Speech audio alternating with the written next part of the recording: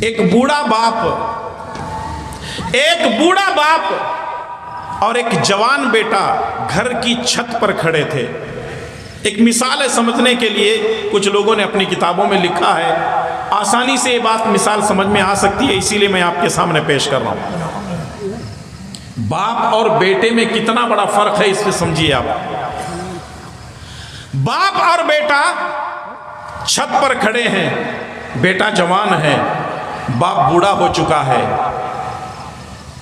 باپ ایک کوے کی طرف اشارہ کرتے ہوئے کہنے لگتا ہے، بیٹا یہ کیا ہے؟ بیٹا کہنے لگتا ہے، ابا جان یہ کوا ہے. تھوڑی دیر کے بعد پھر باپ پوچھنے لگتا ہے، بیٹا یہ کیا ہے؟ ابا جان یہ کوا ہے. اور تھوڑا وقت گزر گیا، باپ نے پھر پوچھا، بیٹا یہ کیا ہے؟ بیٹے نے کہا، تھوڑا سا غصے کے لہجے میں کہنے لگا، ابا جان میں نے کہا کہ یہ کوا ہے، کوا. اچھا ٹھیک ہے بیٹا. تھوڑی دیر کے بعد پھر باپ نے پوچھا، بیٹا یہ کیا ہے؟ اب تھوڑا سا بیٹا آپے سے باہر ہونے لگا، ابا جان میں کہہ رہا ہوں کہ یہ کوا ہے، کوا ہے، کوا ہے. کتنی مرتبہ پوچھو گے؟ بیٹا ناراض ہو گیا نا، 3 سے 4 مرتبہ 5 مرتبہ پوچھنے میں. باپ اپنے بیٹے کا ہاتھ پکڑتا ہے اور گھر میں لے جاتا ہے، ڈائری کھولتا ہے، اس میں لکھا ہوا تھا کہ میرے بیٹے کی عمر یہ ہے، چھوٹا سا میرا بیٹا.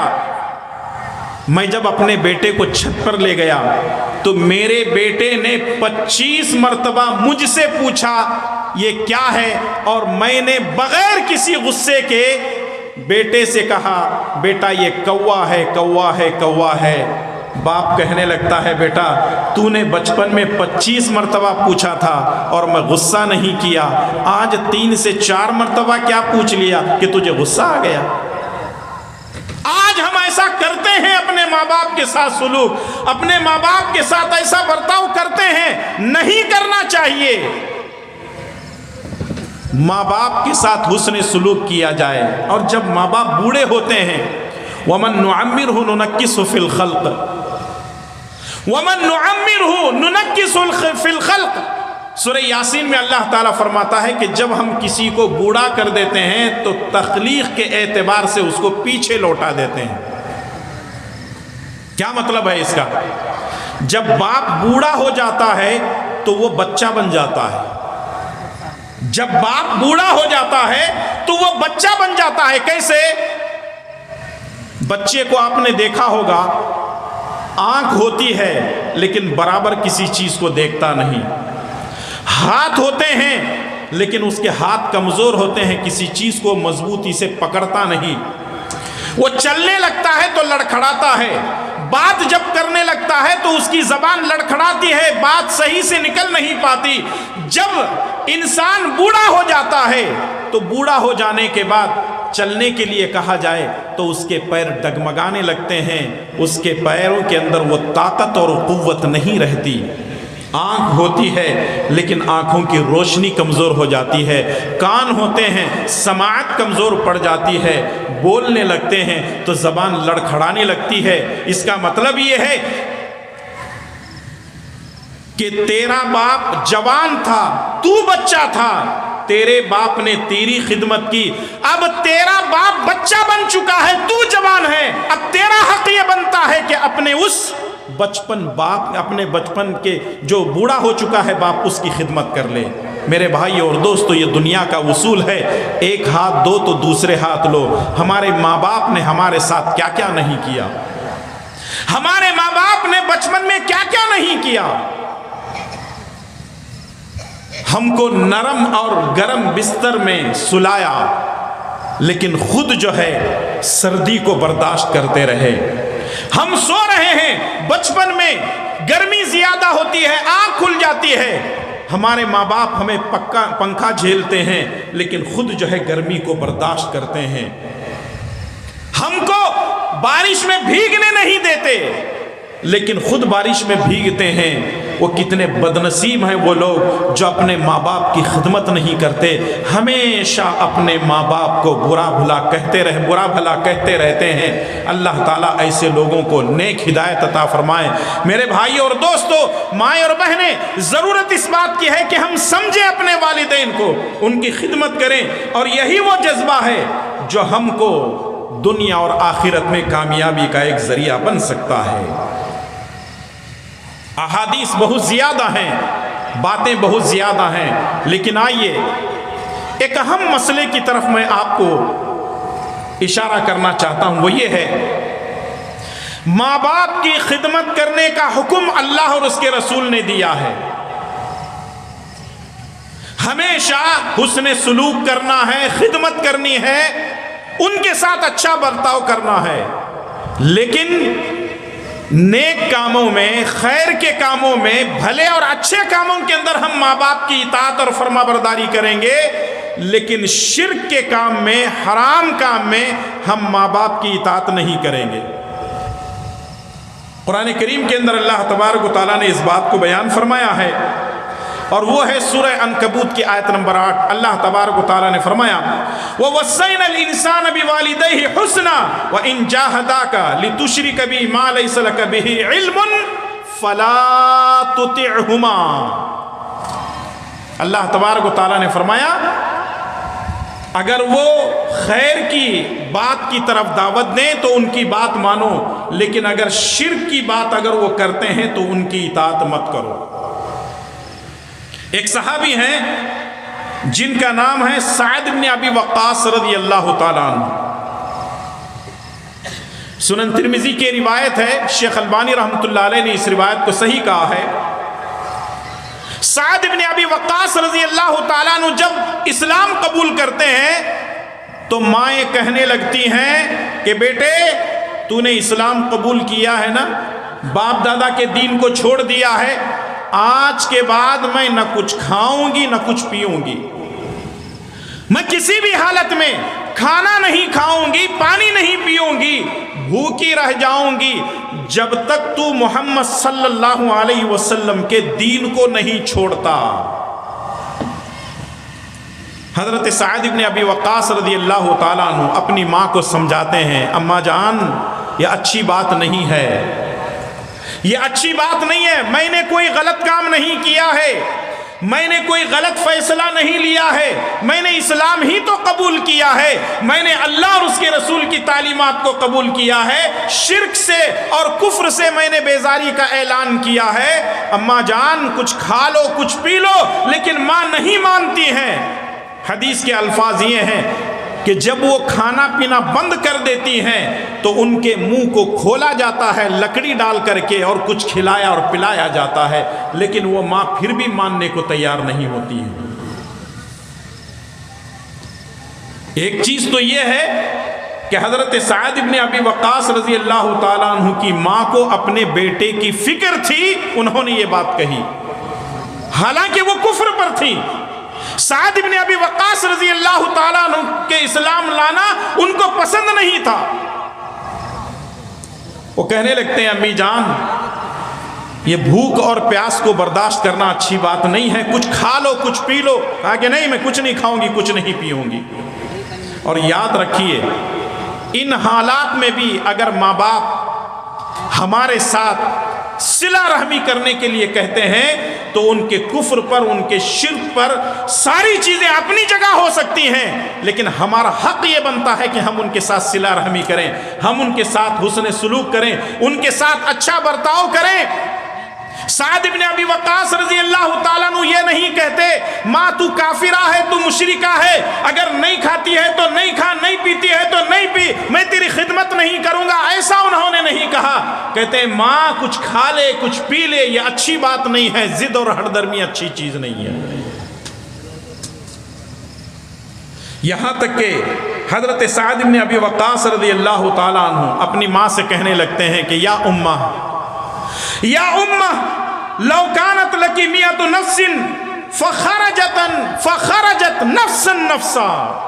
امام قرطبی رحمۃ اللہ علیہ اپنے تفسیر کے اندر لکھتے ہیں، شیخ البانی رحمۃ اللہ علیہ نے کہا کہ یہ سند کے اعتبار سے صحیح ہے امام حاکم نے کہا کہ یہ سند کے اعتبار سے صحیح ہے۔ سعد بن ابی وقاص کہتے ہیں کہ اے میری ماں، اگر تیری ایک نہیں دو نہیں بلکہ اگر 100 جانیں ہوں اور ایک ایک جان تیری نکل جائے پھر بھی میں دین اسلام سے رتی برابر ہٹنے کے لیے تیار نہیں ہوں۔ اللہ اکبر!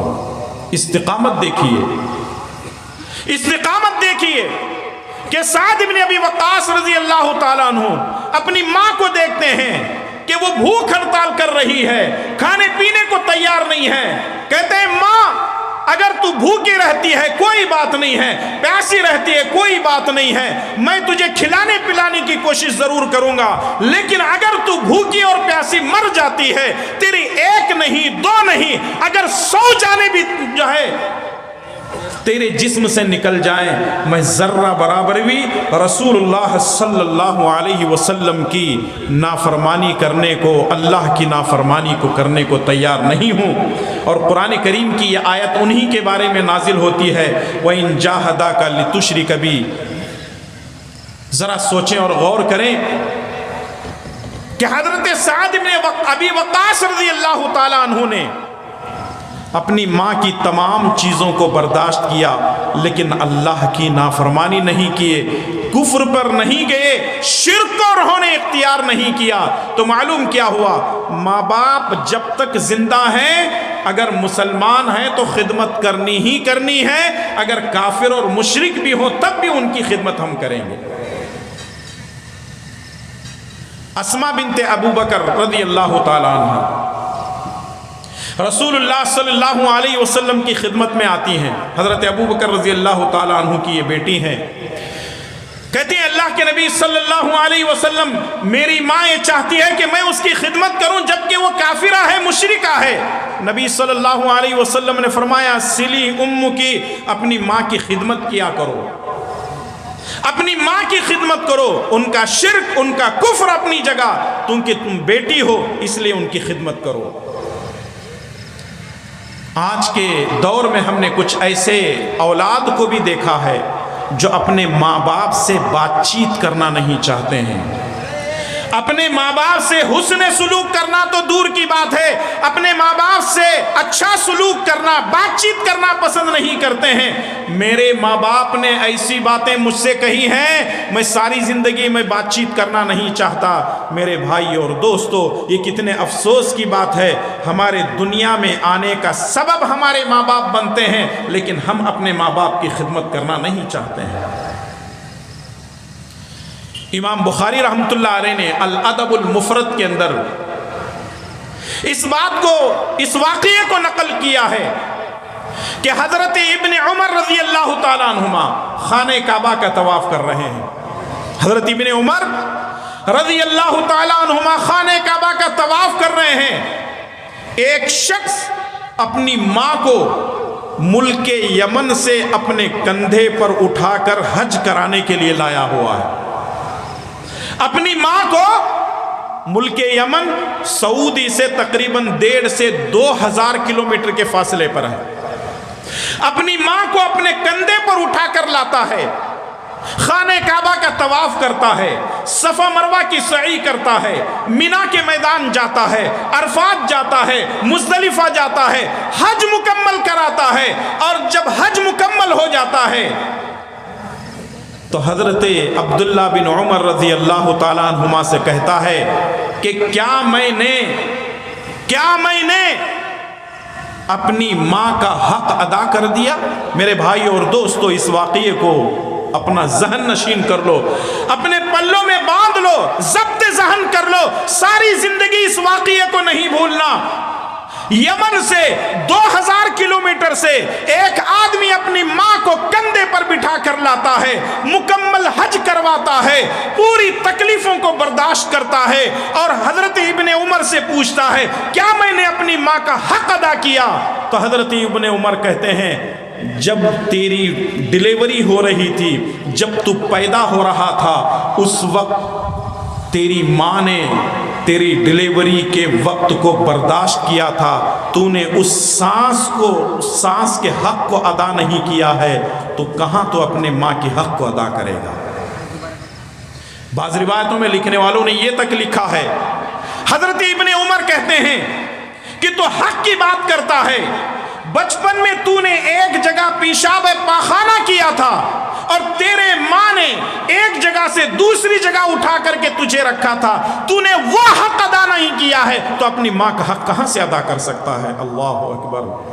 मेरे भाई और दोस्तों, इतना बड़ा हक है माँ का, इतना बड़ा हक है बाप का। इसीलिए अल्लाह के नबी सल्लल्लाहु अलैहि वसल्लम से पूछा गया, अल्लाह के नबी सल्लल्लाहु अलैहि वसल्लम, मेरी खिदमत के सबसे ज्यादा हकदार कौन है? नबी सल्लल्लाहु अलैहि वसल्लम ने फरमाया माँ। फिर पूछा कि सबसे ज्यादा हकदार खिदमत का कौन है? फरमाया तेरी माँ। तीसरी मर्तबा फरमाया तेरी माँ, और चौथी मर्तबा नबी सल्लल्लाहु अलैहि वसल्लम ने फरमाया कि तेरा बाप। तीन हक माँ के हैं, चौथा हक बाप का है। इसका मतलब यह है कि ज़रूरत इस बात की है कि हम माँ की कदर करें, माँ की इज्जत करें, माँ के मकाम और मर्तबे को समझें। और इसीलिए रसूलुल्लाह सल्लल्लाहु अलैहि वसल्लम ने फरमाया अल जन्नतु तहत अक़दामिल उम्महात, के जन्नत माओं के कदमों तले है। उनकी खिदमत करके हम जन्नत को हासिल कर सकते हैं।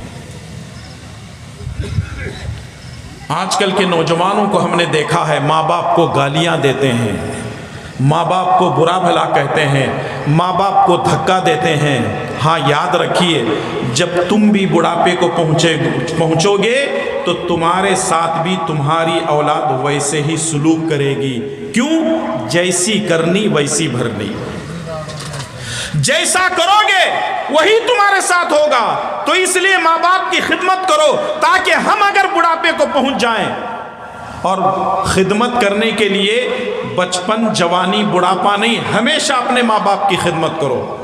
अगर आप खुद 50-60 साल की उम्र को पहुंच चुके हैं और आपके माँ बाप जिंदा हैं तो अपने माँ बाप की खिदमत करो, जितना हो सकता है, जितना हो सकता है उनकी खिदमत करो।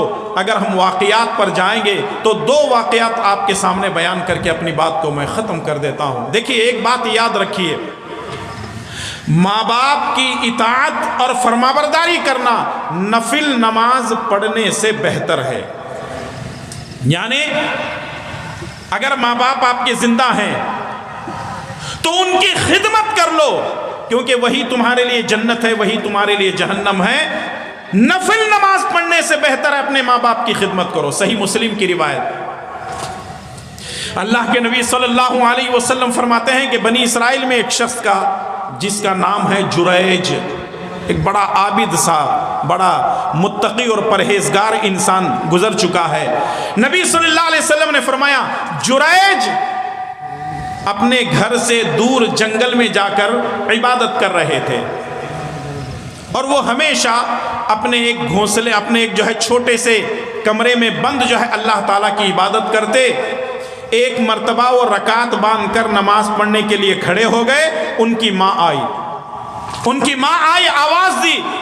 अब ये नमाज में थे, सोचने लगे मैं तोड़ूं या मुकम्मल करूं। माँ आवाज़ देती रही, ये अपनी नमाज को जारी रखे। जब नमाज ख़त्म हुई तो देखा तो माँ मौजूद नहीं है। दूसरे दिन फिर माँ आई, फिर ये नमाज में मशगूल। तीसरे दिन माँ फिर आई, फिर ये नमाज में मशगूल।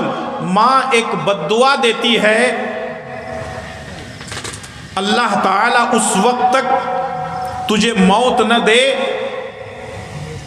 अल्लाह तबारक व तआला तुझे किसी मुसीबत में, किसी परेशानी में मुब्तला कर दे, अल्लाह तबारक व तआला तुझे तब तक मौत न दे। माँ ये अल्फाज कहे और वहां से चली गई। ये जुरैज अपनी इबादत खाने में इबादत करते रहे। एक दिन एक बकरियां चराने वाली जो लड़की थी, गांव मोहल्ले वालों ने उसको इसलिए पकड़ लिया क्योंकि वो बगैर शादी के उसके घर में औलाद हो गई थी। लोगों ने कहा ये कहां से औलाद तेरे पास आई? वो कहने लगती है कि वो जुरैज है ना, वो इबादत करने वाला, ये उसी का बच्चा है। सारे गांव वाले मिलते हैं और जा करके जुरैज को खूब मारते और पीटते हैं। उसके पूरे के पूरे इबादत खाने को, घर को तोड़ फोड़ कर देते हैं, इसको भी मार कर जख्मी कर देते हैं। वो कहने लगता है कि भाई तुम मुझे क्यों मार रहे हो, मुझे किस गुनाह की सजा दे रहे हो?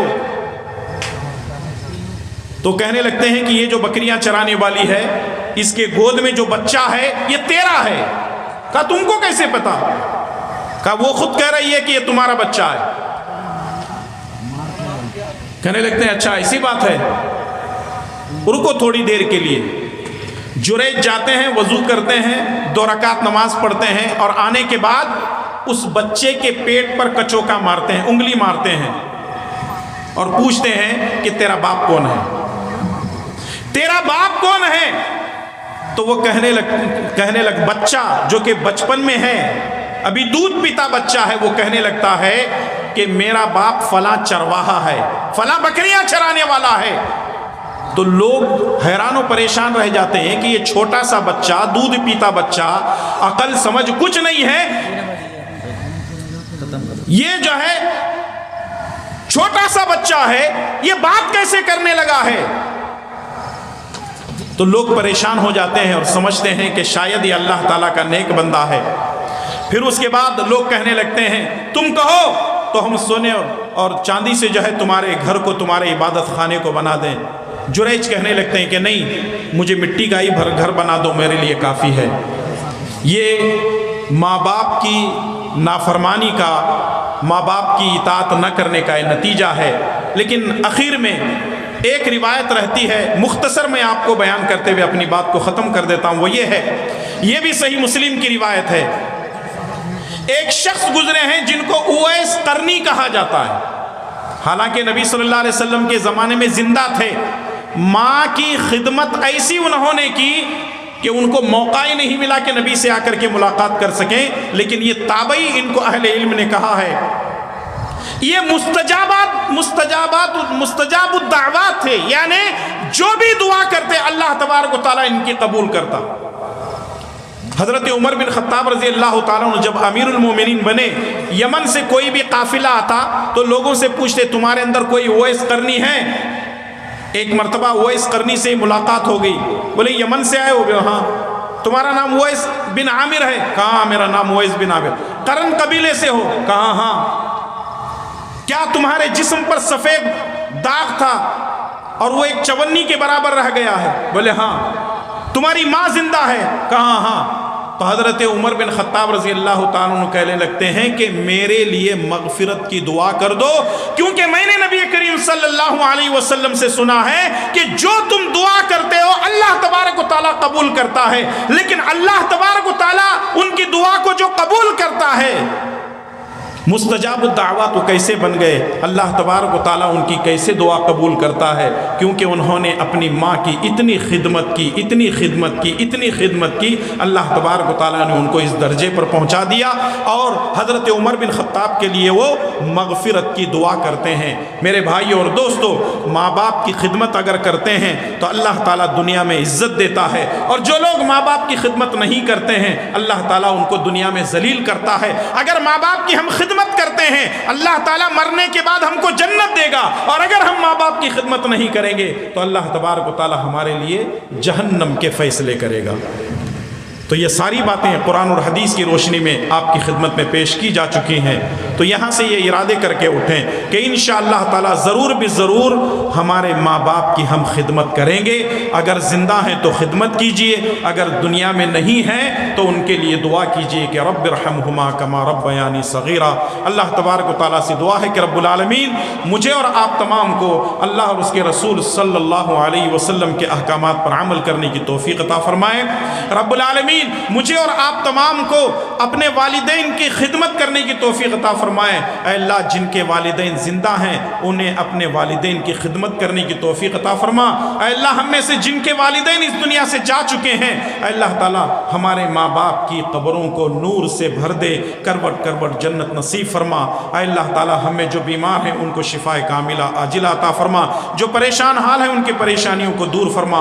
اے اللہ جن لوگوں نے یہ مجلس سجائی ہے، جن لوگوں لوگوں نے اپنا روپیہ پیسہ وقت سب کچھ محنت کر کے علماء کرام کو بلا کر کے یہاں اللہ اور اس کے رسول کی باتوں کو پیش کر رہے ہیں، اے اللہ تبارک و تعالیٰ ان تمام لوگوں کو دنیا اور آخرت کی بھلائیاں نصیب فرما، ان کو صحت و تندرستی عطا فرما، ان کی جائز خواہشات کو پورا فرما، اے اللہ اس ادارے کو دین دوگنی رات چگنی ترقی عطا فرما، جب تک ہمیں زندہ رکھ اسلام پر زندہ رکھ اور خاتمہ بالخیر فرما، آمین یا رب العالمین۔ ربنا تقبل منا انک انت السمیع العلیم، وآخر دعوانا ان الحمد للہ رب العالمین، والسلام علیکم ورحمۃ اللہ وبرکاتہ۔